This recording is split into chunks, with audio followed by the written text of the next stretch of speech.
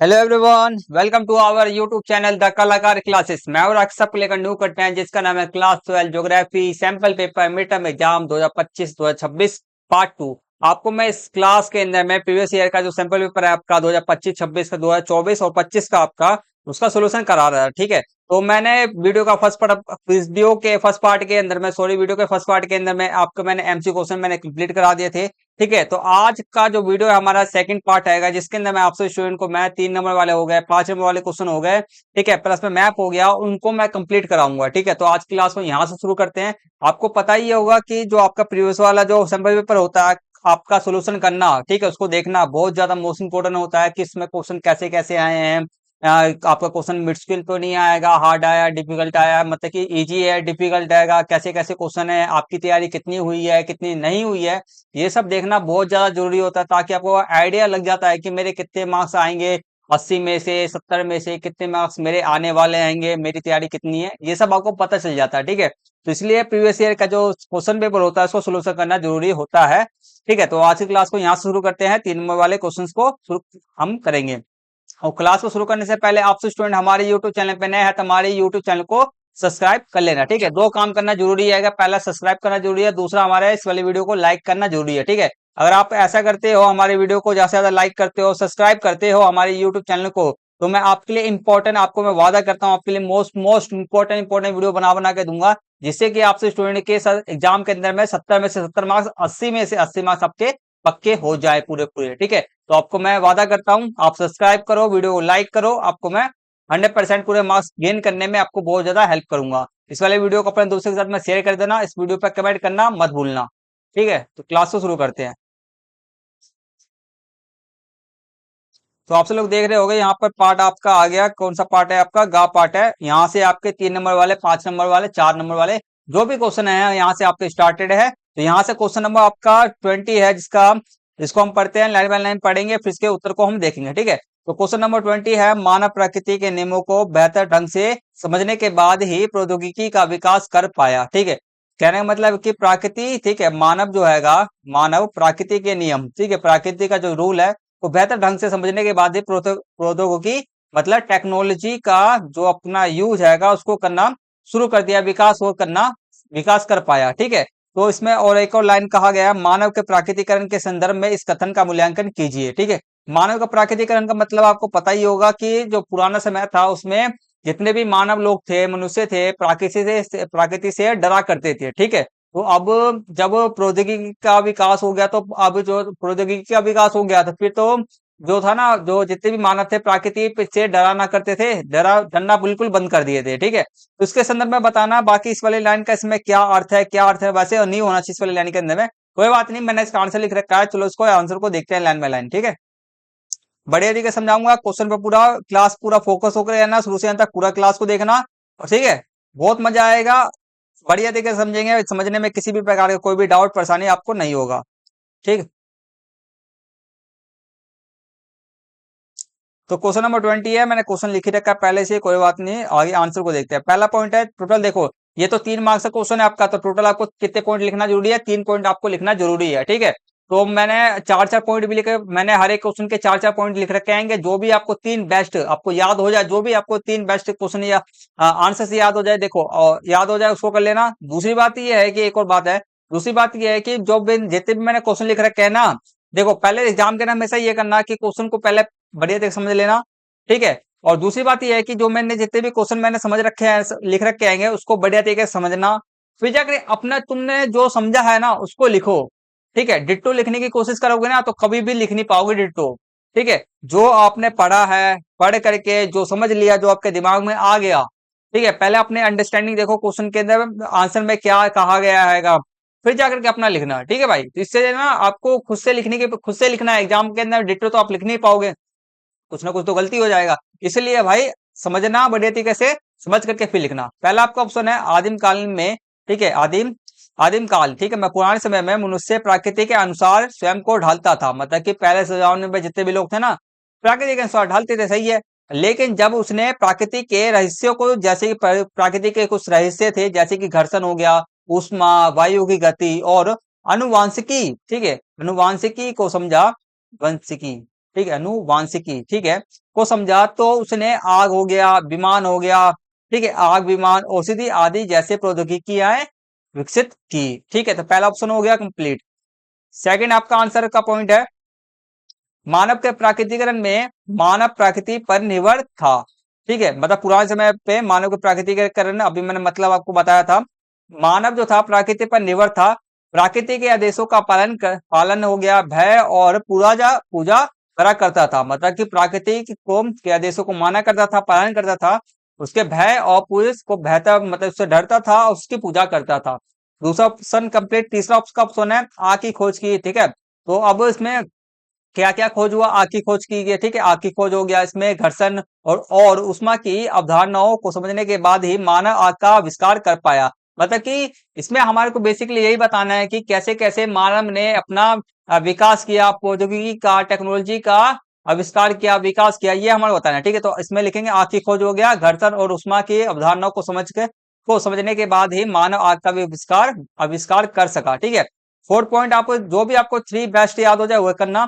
Fourth point है चिकित्सा में प्रगति। ठीक है, प्रौद्योगिकी के साथ में प्रौद्योगिकी कर लिया। ठीक है, चिकित्सा के बारे में है, डीएनए और आनुवांशिकी के रहस्यों को समझने के बाद ही बीमारियों पर विजय पाने में मदद मिली। ठीक है, तो इस तरह से वह मनुष्य ने प्रौद्योगिकी को, प्रकृति को समझा और टेक्नोलॉजी का विकास किया, प्रौद्योगिकी का विकास किया। नेक्स्ट क्वेश्चन आपका 21 है। ठीक है, इसमें अथवा वाले में आपका दो दो क्वेश्चन दिए गए आएंगे, ए पॉइंट और पॉइंट बी, दोनों ही क्वेश्चन को हम करेंगे, क्योंकि देखो आपको मैं सेट पेपर में से जितने भी क्वेश्चन आपको मैं करा रहा हूँ ना, सारे के सारे very very most important question है। क्यों क्वेश्चन है? क्योंकि देखो आपका चाहे मिड टर्म एग्जाम के अंदर मैं बोल रहा हूँ, मिड टर्म एग्जाम के अंदर में कोई सा भी क्वेश्चन आपका उठ के आ जाए, सारे मोस्ट इंपोर्टेंट है। ठीक है, अगर नहीं आया बाय चांस तो भाई आपको बोर्ड एग्जाम के अंदर में देखने को मिल जाएगा। ठीक है, तो एक भी क्वेश्चन के आंसर को ऐसे मत छोड़ना कि ना पता हो आपका। ठीक है, तो कोई सा भी क्वेश्चन आपके एग्जाम के अंदर में आ जाएगा। ठीक, तो आपका फर्स्ट है क्वेश्चन है भारतीय कृषि। ठीक है, भारतीय कृषि में किसान पोर्टल के महत्व का वर्णन कीजिए। ठीक है, किसान पोर्टल मतलब कि भारतीय कृषि के अंदर में सरकार ने क्या करा, किसान पोर्टल को जोड़ दिया, और किसान पोर्टल जो हैगा भारतीय किसानों के जीवन के अंदर में, मतलब कि भारतीय किसानों के कृषि के अंदर में कैसे उसने मदद किया, उसके बारे में हमारे को लिखना है। इस क्वेश्चन के अंदर में 3 पॉइंट लिखना है। ठीक है, तो उसके बारे में किसान पोर्टल तो बहुत ज्यादा ही मोस्ट इंपोर्टेंट चीज है किसानों के लिए। कैसे कैसे आपको मैं समझाता हूँ। ए पॉइंट, पहला पॉइंट है, पहला आपका ऑप्शन दिया गया है यहाँ पर, थोड़ा बड़ा कर दूंगा स्क्रीन को, आपको थोड़ा बढ़िया तरीके से दिख जाए। ठीक है, पहला आपको ऑप्शन ये लिखोगे, किसान पोर्टल भारतीय किसानों के लिए एक वन, ठीक है, ए वन स्टॉप समाधान है। ठीक है, किसानों के लिए क्या है, ए वन स्टॉप, ए वन क्या है, स्टॉप समाधान है, बढ़िया समाधान है, जो कृषि से संबंधित सभी जानकारी और सेवाएं प्रदान करता है। पहला पॉइंट आप ये लिखोगे। ठीक है, जो भी आपका मर्जी ऊपर नीचे जो भी करना हो कर लेना। सेकंड पॉइंट आप ऐसा नहीं कि लाइन बाय लाइन नहीं लिखना, ऐसा नहीं आएगा। ठीक है, आपको ऊपर नीचे कर सकते हो। सेकंड पॉइंट आप लिखो, किसान पोर्टल से किसानों को बीमा, कृषि भंडारण, ठीक है, भंडारण, फसल, बीज, कीटनाशक, मशीनरी, बाजार मूल्य, सरकारी कार्यक्रम, कल्याणकारी योजनाओं की जानकारी मिलती है। ठीक है, और आप लोग, ठीक है, तो इसका मतलब समझ में आ गया। और आप सब स्टूडेंट के इतने सारे पॉइंट मैंने लिख रखे हैं, छोटे छोटे पॉइंट है, कोई सा नहीं भी याद हो ना बीच में, एक आध पॉइंट भूल भी गए, दो तीन पॉइंट भूल गए, तो कोई दिक्कत वाली बात नहीं है, लिख देना तभी भी। ठीक है, नेक्स्ट आपका थर्ड पॉइंट ये लिखोगे आप, किसान पोर्टल का महत्व, किसान किसान जो है किसान सही निर्णय ले। ठीक है, किसान पोर्टल का जो महत्व है, किसान सही निर्णय ले, अपनी उपजा के लिए बेहतर कीमत पाए, ठीक है, पाने, और सरकारी योजनाओं का लाभ उठाने में मदद करना, जिससे समग्र रूप से कृषि क्षेत्र का विकास हो सके। तो किसान जो किसान पोर्टल बनाया गया था, इसका महत्व ये था। ठीक है, और इसका बस, ठीक है, मैं 3 ही पॉइंट लिख रखे, 3 पॉइंट आसान आसान है, याद कर लेना। नेक्स्ट आपका आएगा, बस मैंने ये बोल रखा है, आंसर को बढ़िया तरीके से समझो, फिर अपनी भाषा के अंदर में जो तुमने समझा आएगा वही लिखो। ठीक है, इसका बी पॉइंट था आपका, देखो अनियमित, बी पॉइंट आपका इसका आएगा, देखो। ठीक है, 21वें का बी पॉइंट, अनियमित मानसून पर निर्भरता भारतीय कृषि की एक प्रमुख समस्या है, इस कथन की पुष्टि कीजिए। ठीक है, अनियमित मानसून, ठीक है, अनियमित मानसून पर निर्भरता। ठीक है, अनियमित मानसून का मतलब आपका यह है कि जो हमारे देश के अंदर में मानसून जो होता है ना, अनियमित होता है। ठीक है, कभी जैसे कि देखो इसका कुछ समय होता है मानसून का आने का। ठीक है, तो कभी लेट से आता है, कभी जल्दी आ जाता है, कभी जल्दी आ जाता है, तो बहुत सारी चीजें होता है। ठीक है, तो मानसून के कारण जो होता है ना, कृषि का एक बहुत बड़ा समस्या आएगा मानसून पर निर्भरता। क्योंकि देखो आपको पता है कि फसल कैसे होगा, वर्षा से होगा। ठीक है, वर्षा भी चाहिए, धूप भी चाहिए, छाव भी चाहिए। ठीक है, तो सब कुछ चाहिए भाई। किसी किसी जगह पे वर्षा होता ही नहीं है, किसी किसी जगह पे वर्षा बहुत ज्यादा इतना अधिक हो जाता है कि जैसे कि पंजाब, आपको भी पता ही होगा क्या हुआ है। वैसे तो डैम के कारण हुआ, बांध के कारण, बांध टूटने के कारण हुआ है, मगर देख रहे हो ना। ठीक है, तो बाकी वो तो प्राकृतिक आपदा के अंदर में आ जाएगा, कोई बात नहीं। आगे पॉइंट टू पॉइंट बात करते हैं। तो इसका उत्तर आपका फर्स्ट पॉइंट आप ये लिखोगे, भारत में कुल कृषिगत क्षेत्र का लगभग, ठीक है, दो तिहाई, दो तिहाई का मतलब लगभग हो गया आपका कितना, दो, 2/3 हो गया ना। तो तीन मतलब 75% के मतलब 50 से 50 75% जो आपका है ना। ठीक है, तो भाग फसलों के उत्पादन के लिए प्रत्यक्ष रूप से मानसून पर निर्भर है, मतलब कि 50 से और 75% तक जितने भी आपके कृषिगत क्षेत्र हैं वह मानसून पर निर्भर होते हैं। पहला पॉइंट आप ये लिखोगे। सेकंड पॉइंट आप ये लिखोगे, भारत में दक्षिण पश्चिमी मानसूनों, ठीक है, मानसूनों हवाओं से होने वाली वर्षा अनियमित होने के साथ साथ अनिश्चित होती है, इसलिए राजस्थान हो गया, अन्य क्षेत्रों में कम वर्षा होती है। ठीक है, अब भारत के अंदर में दक्षिण पश्चिम जो मानसून, दक्षिण पश्चिम से जो मानसून आता है, हवाओं से होने वाली जो वर्षा होती है क्या अनियमित होती है, मतलब कभी होती भी है कभी नहीं भी होती है। एक सेकंड रुकेंगे, थोड़ा सा लैपटॉप को थोड़ा चार्जर में लगा देता हूँ, वरना तो डाउन हो जाएगा और वीडियो रिकॉर्ड नहीं हो पाएगा। ठीक है, तो 1 सेकंड प्लीज।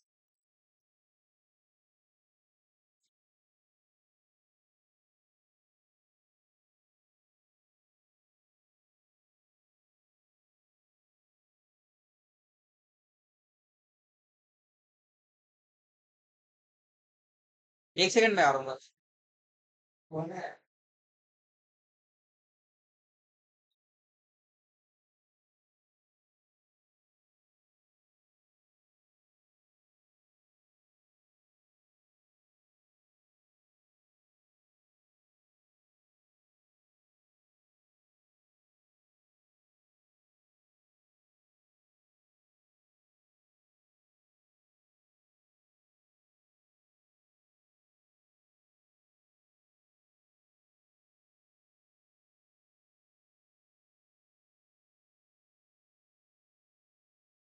हाँ जी, हाँ जी, हाँ जी, आ गया, मैं आ गया।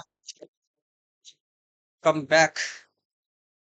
आ गया, थोड़ा सा जरूरी काम, तो चार्जर लगाना बहुत ज्यादा जरूरी था, वरना तो चार्ज नहीं लगाता तो वीडियो रिकॉर्ड नहीं हो पाता। ठीक है, तो यही कारण है कि माँ राजस्थान के अंदर में अन्य क्षेत्र जैसे गुजरात में भी बारिश उतनी कम होती है। ठीक है, थर्ड पॉइंट की बात किया जाए, हो रहा है ना, चल ठीक है। थर्ड पॉइंट आपका ये लिखोगे, दूसरी ओर हो गया, भारत के अधिक वर्षा प्राप्त करने वाले क्षेत्रों में प्राप्त होने वाली वर्षा, ठीक है, वर्षा में भी काफी उतार चढ़ाव देखा जाता है, जिसके कारण ऐसे क्षेत्र कभी कभी बाढ़ग्रस्त या तो सूखाग्रस्त हो जाते हैं।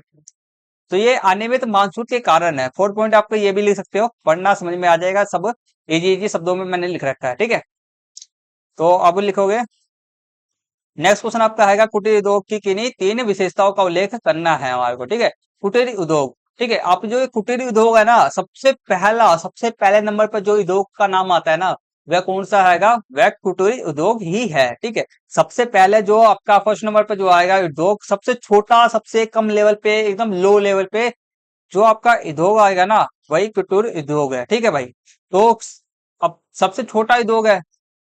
ठीक है, बहुत आसान है इसके बारे में लिखना, कुटीर उद्योग की किन्हीं तीन विशेषताओं के बारे में हम बताना है। ठीक है, तो सबसे पहले आप ये लिखोगे, ये निर्माण की सबसे छोटी इकाई है, पहला पॉइंट आप ये लिखोगे। ठीक है, सेकंड पॉइंट आप लिखोगे, इसमें शिल्पकार स्थानीय कच्चे माल का प्रयोग करते हैं, मतलब आसपास के इलाकों में, सॉरी, आसपास के इलाकों में जो इतने भी कच्चे माल मिलते हैं आपको, उन्हीं का यूज करते हैं। एवं साधारण औजारों द्वारा परिवार के, ठीक है, साधारण औजार होते हैं उनके, परिवार के साथ द्वारा, परिवार के सभी मिलकर अपने दैनिक जीवन के उपभोग की वस्तुओं का उत्पादन करते हैं, मतलब कि परिवार के सदस्य द्वारा ही उनका उद्योग चलता है। ठीक, थर्ड पॉइंट आप ये लिखोगे, यह वस्तु विनिमय और स्थानीय गांव के बाजार में अपनी वस्तु बेचते हैं। ठीक है, वस्तु विनिमय या तो वस्तु विनिमय करेंगे, आदान प्रदान कर लेंगे वस्तुओं का, ये तो स्थानीय अपने गांव के अंदर में ही वस्तुओं को बेच देंगे। ठीक है, फोर्थ पॉइंट आप ये लिख सकते हो, लिखोगे। ठीक है, 3 पॉइंट लिखना, जो भी आपको बेस्ट 3 पॉइंट याद हो जाए उनको लिखना। फोर्थ पॉइंट ये है, पूंजी एवं परिवहन इन उद्योगों को अधिक प्रभावित नहीं करते। ठीक है, पूंजी और परिवहन क्या होता है, इनको प्रभावित नहीं करते, इनमें पूंजी लगता ही नहीं, बिल्कुल भी कम पूंजी का यूज होता है। और परिवहन की बात की जाए तो गांव के एरिया में बेचते हैं तो परिवहन लागत भी उनका नहीं लगता है, क्योंकि इनके द्वारा निर्मित वस्तुओं का व्यापारिक महत्व क्या होता है, व्यापारिक, यहाँ पे क्या आएगा, महत्व कम होता है। ठीक है, व्यापारिक महत्व क्या होता है आपका, कम होता है। ठीक है, बस तो इतना कंप्लीट हो गया। अब नेक्स्ट क्वेश्चन करते हैं। इस वाले क्वेश्चन का नेक्स्ट पॉइंट आपका है, ठीक है।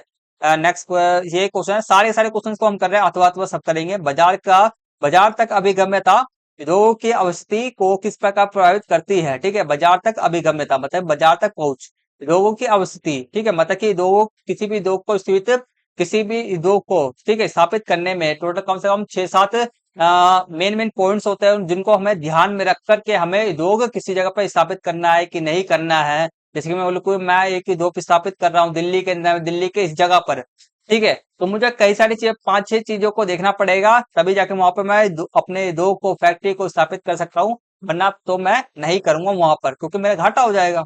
ठीक है, तो इसमें से एक फैक्टर आपका होता है बाजार तक अभिगम्यता, मतलब कि बाजार तक पहुंच। अगर आप अपने से बना लिया, अपने सामान बना लिया, सामान को अपने मार्केट में जाके बेच ही नहीं पाए, तो क्या फायदा तुम्हारा सामान मंगाने का। आपको तो सिर्फ लागत लागत लग गया, प्रॉफिट तो कुछ हुआ नहीं, फिर लोगों के पैसे कैसे दोगे, तुम्हारा पेट कैसे भरेगा। पहला आपका ऑप्शन है, जहां भारी और वजन घटने वाले, ठीक है, घटने वाले कच्चे माल वाले उद्योग कच्चे माल के स्रोतों के पास स्थापित होते हैं, मतलब कि वजन घटने वाले, भारी माल वाले जितने भी उद्योग होते हैं ना, कच्चे माल वाले उद्योग होते हैं, ठीक है, कच्चे माल के स्रोत के पास ही स्थापित होते हैं, वहीं पे बस वहीं पे रहते हैं, और वहीं तैयार के माल के बाजार के निकटतम इससे उद्योगों को लाभ मिलता है। और ये क्या करते हैं ना, और वहीं तैयार माल के बाजार के निकटतम, मतलब कि वहीं पर तैयार माल भी वहीं पे हो गया, मतलब कि सामान भी आपको, कच्चा माल भी आपको नजदीक से ही मिल जा रहा है, बस में आपके नजदीक में ही क्या है आपका बाजार के निकटतम, मतलब नजदीक ही आपका बाजार भी है, इससे आपको लाभ होता है। ठीक है, पहला पॉइंट ये लिखोगे, मतलब कि जितने भी भारी वाले, वजन वाले, घटने वाले उद्योग जो होते हैं, कच्चे माल के समीप में स्थापित होते हैं, और ये जो तैयार माल को फिर क्या करते हैं, अपने निकटतम बाजार के अंदर में ही बेच देते हैं, फिर लाभ कमा लेते हैं। नेक्स्ट क्वेश्चन आपका, नेक्स्ट पॉइंट है आपका, ये है बाजार तक पहुंचने के लिए परिवहन लागत कम होती है। ठीक है, इससे अगर आप बाजार के देखो, बाजार तक अभिगम्यता, अगर आप अपने जितने भी उद्योग रहेगा उसको पास में ही खोलोगे, बाजार के जहाँ भी मार्केट है उसके पास में ही खोलोगे, तो बाजार तक पहुंचने के लिए परिवहन की लागत क्या आपका कम होगा। यदि उद्योग बाजार के करीब होता तो तैयार माल को वहां तक पहुंचाने में कम खर्च होता है। ठीक है, तो यही सेम चीज है। इसका थर्ड पॉइंट आपका है, बाजार तक सीधी पहुंच होने से तैयार उत्पादों की खपत तेजी से होती है। बाजार तक सीधी पहुंच है, ठीक है, मतलब पास में है, सीधे हम डायरेक्ट कर दे रहे हैं, तो यहाँ पर जो उत्पाद, जो अपने प्रोडक्ट जो अपने किया है, प्रोडक्शन जो आपने किया है, तो उसकी खपत तेजी से होगा, जिससे उद्योगों की उत्पादना, ठीक है, जिससे उद्योग की उत्पादन प्रक्रिया तेज और लाभप्रदता होगी। उत्पादन भी क्या हो जाएगा आपका, तेज हो जाएगा, और आपको अधिक से अधिक प्रॉफिट होगा, लाभ होगा। तो ये 3 पॉइंट है। देख रहे हो, मैंने कुछ भी जो ज्यादा भयंकर भयंकर शब्द होते हैं उनका यूज नहीं किया है, सिंपल सादा सा यूज किया है, ताकि आपको भी समझ में आ जाए, अब मुझे भी समझाने में यूज बढ़िया से अच्छा लगे। भारी भारी शब्द ले लूंगा फिर समझ में ना आए आपको, क्या फायदा। नेक्स्ट क्वेश्चन आपका आएगा, नेक्स्ट क्वेश्चन है, भरमौर जनजातीय क्षेत्र में संभावित संभावित जनजातीय विकास कार्यक्रम के सामाजिक लाभों का वर्णन करना है। ठीक है, भरमौर, ठीक है, भरमौर जनजातीय क्षेत्र के अंदर में, ठीक है, संबित जनजातीय विकास कार्यक्रम, ये योजना चलाया गया था। ठीक है, इससे सामाजिक लाभ क्या हुआ, वो सब हमारे को बताना है, 3 पॉइंट हमारे को लिखना है, 3 नंबर का क्वेश्चन है। ठीक है, चलो करते हैं। इसमें तो मैंने 4 पॉइंट्स लिख रखा है। पहला आपका ऑप्शन लिख रखा है ठीक है, यहाँ पे गद्दी जन समुदाय रहते थे, क्या उनसे समुदाय रहते हैं, गद्दी के जीवन स्तर में क्या हुआ, सुधार हुआ, पहला पॉइंट ये लिखोगे। दूसरा पॉइंट है, पढ़े लिखे लोगों की संख्या में वृद्धि हुआ और महिला साक्षरता में वृद्धि, जिससे लैंगिक समानता हुआ। ठीक है, लैंगिक समानता मिली या हुआ। ठीक है, थर्ड पॉइंट आप ये लिखोगे, बाल विवाह में कमी और लिंग अनुपात में सुधार। फोर्थ पॉइंट आप ये लिखोगे, बुनियादी ढांचे का विकास, जैसे कि स्कूल, स्वास्थ्य सेवाएं, पेयजल, सड़क, संचार, बिजली जैसी सुविधा, जिससे लोगों के जीवन की गुणवत्ता बेहतर हुई। ठीक है, जिससे लोगों की गुणवत्ता क्या हो गया, बेहतर हो गया। सामाजिक मतलब कि सामाजिक इफेक्ट है, ये सारे के सारे पॉइंट आपके सामाजिक परिवर्तन आपके हैं। हाँ, नहीं अभी आ जाएगा, पापा मिल ही आएंगे। कितना बचा हुआ है वैसे। हाँ। ठीक ठीक है, तो यहाँ तक हमारा कितने क्वेश्चन हमने हमने जो कंप्लीट कर लिया है, 3 नंबर वाले हमने पूरे कंप्लीट कर लिए। यहाँ से जो आपका घ आएगा वहां से 5 नंबर वाले क्वेश्चन है। तो आज की क्लास को हम यहीं पे फिनिश करेंगे। हम इसकी क्लास को यहाँ पे ज्यादा क्योंकि लॉन्ग वीडियो जा रही है कि कम से कम 20 मिनट का वीडियो तो हो ही गया। तो वीडियो के नेक्स्ट पार्ट के अंदर हम वीडियो का थर्ड पार्ट जब आपका आएगा ना, वीडियो का थर्ड पार्ट, उसके अंदर हम 5.5 वाले कंप्लीट कर लेंगे, मैप ही कंप्लीट कर लेंगे उसमें ही। ठीक है, तो वीडियो का सेकंड पार्ट, तो अब हम इस क्लास को यहीं पे फिनिश करते हैं। लास्ट में जाते जाते आपको फिर से 2 काम करना है। 2 काम क्या अभी तक नहीं किया तो कर लेना। वीडियो हमारे यूट्यूब चैनल को सब्सक्राइब कर लो। ठीक है, सब्सक्राइब कर दो। उस वाले वीडियो को लाइक नहीं किया, लाइक कर देना, क्योंकि मैं आपके लिए इंपॉर्टेंट वीडियो बनाते रहता हूँ। ठीक है, ज्योग्राफी के सब्जेक्ट तो आपको पता ही होगा, मैं कितने कितने मोस्ट मोस्ट इंपोर्टेंट है। आप लोग मेरी वीडियो को देखते हो तो आपको पता ही होगा कि मैं आपके लिए कितना मोस्ट मोस्ट इंपोर्टेंट वीडियो बनाते रहता हूँ। तो सब्सक्राइब कर लो, वीडियो को लाइक कर देना, शेयर कर देना, वीडियो पे कमेंट करना मत भूलना। मिलते हैं वीडियो को नेक्स्ट पार्ट के अंदर, तब तक ले टेक केयर, टेक बाय, जय हिंद, जय भारत।